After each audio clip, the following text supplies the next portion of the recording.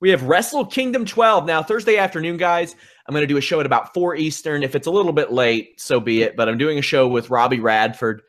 We're going to cover Wrestle Kingdom 12. It gives me a little time to watch it. We got David T's up covering it live, so come hang out in our live coverage. I want to see you all commenting on these stories and these live discussions. Join us, talk, spit some shit, whatever you want to do. Just talk a little bit of trash. But we're there. We're going to have Brian Rose up getting stories from the show as well. I'm going to try to detach myself from the news portion of the site early on Thursday so I don't get spoiled. I want to watch everything with a fresh set of eyes in the morning when I wake up. After that, I'm doing a review show, so make sure you all come and check that out.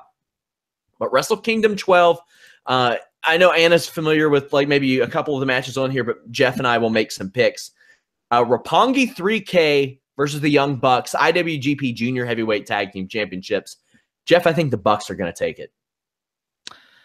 Yeah, I would agree, but you know what? I wouldn't mind seeing the young boys here take it either. But I think they know what they got with the Bullet Club. I think they're moving to this to plug this big show in Long Beach in March. I think it's going to be very American Gaijin centric wins at Wrestle Kingdom this year for some reason. Yeah, well, I think there's a couple of reasons for that, and you know, Roppongi 3K could establish themselves maybe with more of an American audience with a win over the Bucks. But yeah, I do think that they're building towards that Long Beach show, which associate editor Brian Rose will actually be at. I'm going to. Hot dog. We have Bullet Club versus Chaos versus War Machine and Michael Elgin. That's going to be just the dynamic with those guys will be fun. Versus Suzuki Gun versus Taguchi Japan. Never open weight 6-man tag team championship. I'll tell you one thing. Elgin and War Machine are not going to win the titles here, Jeff. I think that's the most obvious one. I think the chance retain here. I do as well. Cody Rhodes with Kota Ibushi. A few weeks ago, I would have thought that Cody won. Now I'm leaning more towards Kota Ibushi, but Kota Ibushi's lack of lack of commitment always makes me wonder whether or not they'll actually put him over in certain situations. What do you think? I got Cody here. I think he wins, and then I think Ibushi, if he ever wants to commit himself, they give him a couple wins in the G1, and that's fine. But I think Cody wins this one. Yeah, that's a real toss-up to me, but I think after the ROH title loss, even New Japan will want to give him a little bit of a rebound there. Killer Elite Squad, that's Davey Boy Smith Jr. and Lance Archer against LIJ, Evil, and Sonata. I think Evil and Sonata win this one. I agree. You know what? Killer Elite Squad doesn't do a whole lot for me personally. I like them, but I just they never really progressed to me as a team. But I think LIJ is too big to be denied. I think this is going to be a big LIJ night too. Yeah, I mean they've been hot for a while, and I think Evil has improved just significantly. And Sonata, and Sonata is Sonata. Well, Sonata's great, but he's starting to get his personality a little bit more, being teamed with Evil, who's just taken to this character so well. One of my favorite things, though, I wanted to drop a Davey Boy Smith Jr. reference. One of my favorite things was him working over Ray Rowe's knee on an episode of ROH while they went to a pain-relieving knee brace pitch on the show, which I thought was phenomenal. Minoru Suzuki versus Hiroki Goto, a loser haircut and no seconds death match for the never open weight championship. Is it Goto going to lose his locks? No, I think Suzuki loses his locks, and I think we may get an appearance by Shibata. That's interesting.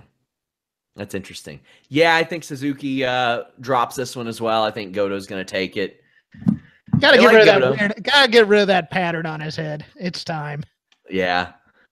Marty Scurll defends the IWGP Junior Heavyweight Championship against Hiromu Takahashi, Kushida, and Will Ospreay.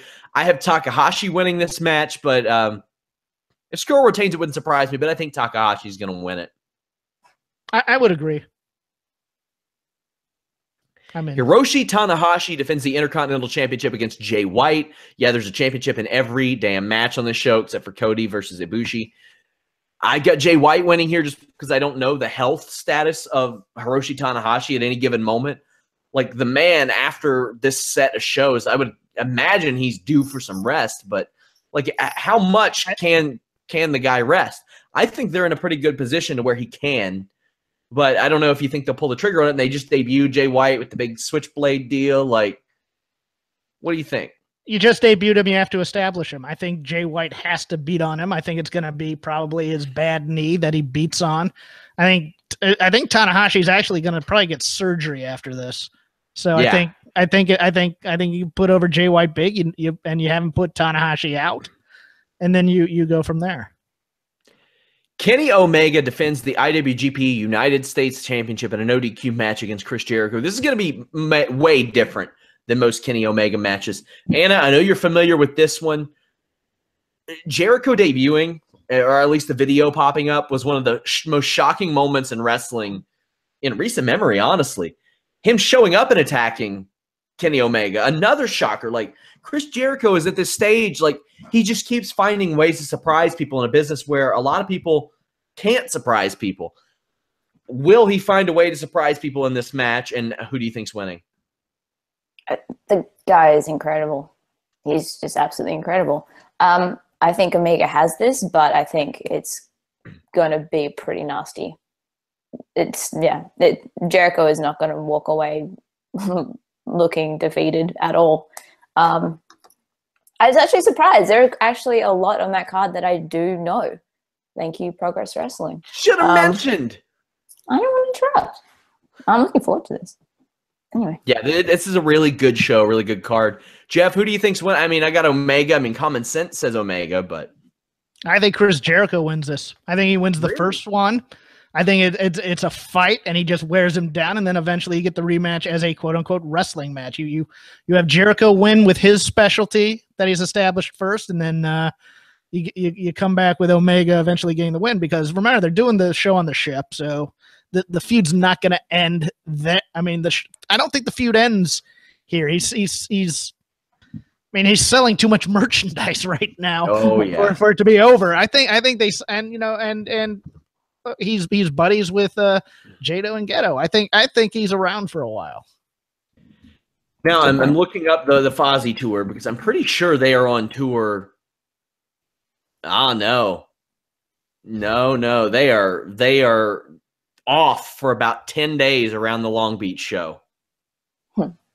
Yeah, and boy, Jericho would be at least an attraction to sell tickets in Long Beach for a bigger building. Oh, he sure would. As I'm looking, the Long Beach show is March 25th, and he has shows literally from February 28th all the way up to March 16th.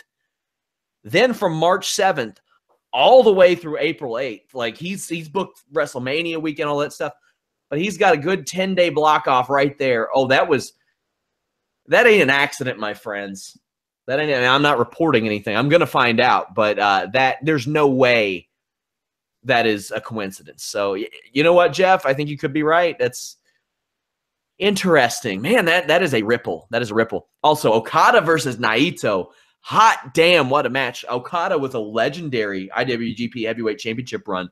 The longest in championship history at this point, I believe. 562 days. Nobody else has been past 500 days. However, this will only be his 9th title defense. You've had Hashimoto, Nagata, Tanahashi all defend it more. Do you think they push that reign back a little bit more extended, or do you think it's Naito's time? Personally, I think it's Naito taking it. I agree. They've waited already. They waited for the first time to pull the trigger.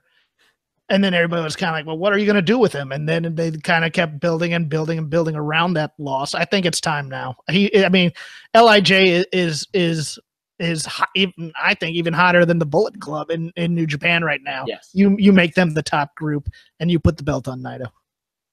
And Naito was the last champion, but he held it for just over 2 months. Anna, are you familiar at all with this match? A little bit, yeah. You're going to like it. Yeah. What I've seen of them both. Okada came to Melbourne City Wrestling end of last year, and I know they're planning on bringing a bunch more guys back this year. So very excited. I love wrestling so much. Just listening to like the possibilities within Jericho and with all of that. This is, yeah. Sorry. We have some good news, some great news, dare I say, for video game fans and New Japan fans. They just announced at the Fan Fest that New Japan characters will officially be in the PlayStation 4 version of Fire Pro Wrestling. I'm a happy boy. I'm a happy boy. That's a big move. I have the game. I don't play a lot of games. I didn't buy 2K this year, and I get to write that stuff off. And I said, you know what? Don't bother. I'm going to have Mike Straw review it. We'll do whatever.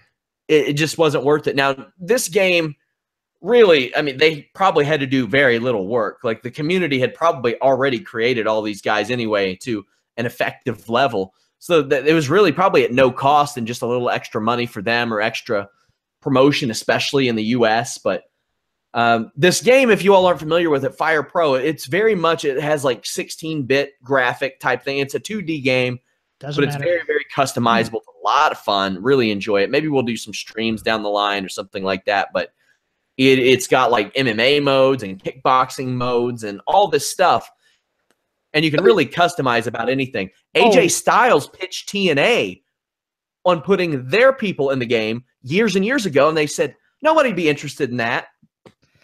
Let me put it this way: when I had my PS3, I went back and bought, because I had this for the PS2. I went back and bought it, and I just simmed a whole bunch of stuff. And I had my '80s Crockett guys, and my 2000s Ring of Honor guys, and I had my early '90s All Japan guys, and I just had a wonderful, and all I had to do was sim it. I didn't even have to play it. I just wanted to sim, the Briscoes versus Bad Company. I'm down. Let me watch that. The Heavenly Bodies versus Arn and Tully. They are like a silly amount of fun to just watch sometimes. The little MMA ones on there too. But it is a good game. It's a blast. I never play computer games. I bought a controller for a PC just so I could play the new Fire Pro a little bit this year, and it's a lot of fun. You can really do about anything, and on the PC especially, it's like unlimited